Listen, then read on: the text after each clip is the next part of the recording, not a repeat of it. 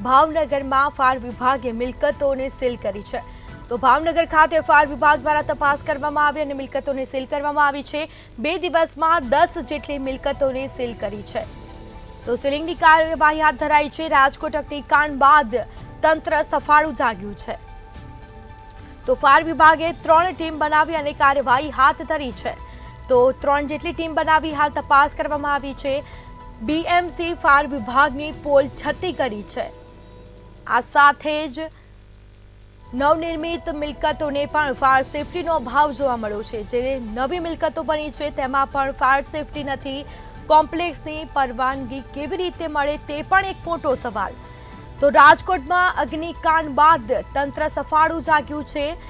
નવનિર્મિત બિલ્ડિંગ બની હોય એની બીયુ પરમિશન હોય છે, તો બીયુ પરમિશન તપાસ કર્યા વગર જ આપી દેવામાં આવતી હોય છે, તે એક મોટો સવાલ। બીએમસી ફાયર વિભાગની પોલ છતી કરી છે। તો આ સાથે જ ભાવનગરમાં ફાયર વિભાગે મિલકતોને સીલ કરી છે। આ સાથે 2 દિવસમાં 10 જેટલી મિલકતોને સીલ કરવામાં આવી છે। તો બીજી તરફ રાજકોટ અગ્નિકાંડ બાદ તંત્ર સફાળું જાગ્યું છે અને દરેક જગ્યાએ તપાસ કરી રહ્યું છે। ફાયર વિભાગે 3 ટીમ બનાવી કાર્યવાહી હાથ ધરી છે।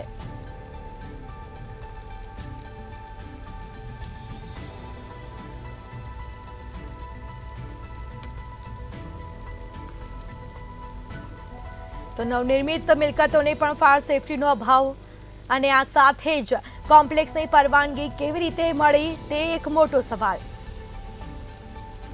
તો રાજકોટમાં અગ્નિકાંડ બાદ તંત્ર સફાળું જાગ્યું। સીલિંગની કાર્યવાહી હાથ ધરવામાં આવી છે। 3 જેટલી ટીમ બનાવી આ કાર્યવાહી હાથ ધરવામાં આવી છે। ફાયર વિભાગે 3 ટીમ બનાવી અને કાર્યવાહી હાથ ધરી છે। તો બીએમસી ફાયર વિભાગની પોલ છતી કરી છે।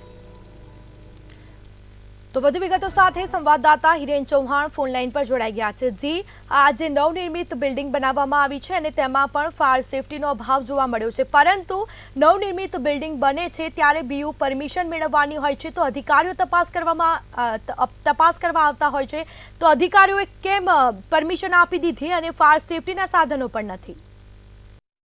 જે સ્મિતા ચોક્કસ જતા ચેરતા રાજકોટની જે અગ્નિકાંડ સામે આવ્યો છે ગેમ ઝોનને, ત્યારબાદ સરકારના આદેશ પછી જે મહાનગરપાલિકાઓ છે તેમની ફાયર વિભાગની ટીમ દ્વારા જે ગેમ ઝોનો બંધ કરવામાં આવ્યા હતા, પરંતુ અન્ય જે બહુમાળી ઇમારતો હોય છે, હોટલ રેસ્ટોરન્ટ જેવી જે જગ્યા હોય છે જ્યાં લોકોની ભીડ વધારે એકઠી થતી હોય છે, ત્યાં આગળ ફાયર સેફટીના સાધનોની તપાસ હાથ ધરવામાં આવી હતી।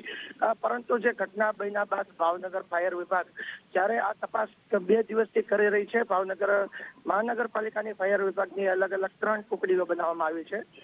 પરંતુ વાત કરીએ તો ગઈકાલે 7 જેટલી જે કહી શકાય કે મોલ સહિતની ઇમારત અને જે રેસ્ટોરન્ટ છે તેને સીલ કરવામાં આવ્યા હતા। તેમાંથી 3 થી 4 જે મિલકતો છે તે હજી નવનિર્મિત મિલકતો છે, એટલે કે જે મિલકતોને બનાવ્યા હજી 6 મહિનાને શરૂ કરે અને 6 મહિનાની પણ નથી થઈ, પરંતુ ફાયર સેફટીના અભાવ વગરની આજે મિલકત છે, મોલ છે કે રેસ્ટોરન્ટ હોય તે કેમ શરૂ કરી દેવામાં આવ્યા છે? અધિકારીઓને જે તપાસ કરવાની આવતી હોય છે તે તપાસ કેમ નથી કરી?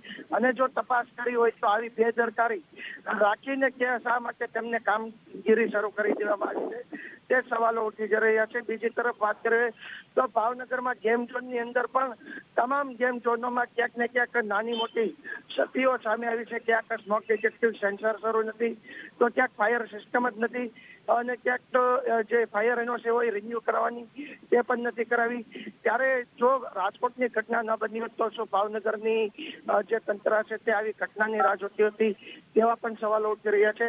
હાલ તો ફાયરની ટીમ છે અલગ અલગ 3 ટુકડીઓમાં ભાવનગર શહેરની અંદર સીલ મારવા માટેની મહેનતો છે તે કરી રહ્યા છે, પરંતુ યોગ્ય કાર્યવાહી જે રૂટીન કરવી જોઈએ તે રૂટીન કાર્યવાહી કેમ નથી કરી તે પણ સવાલો હાલ ઉભા થયા છે। જી બિલકુલ, તમામ જાણકારી આપવા બદલ આપનો આભાર।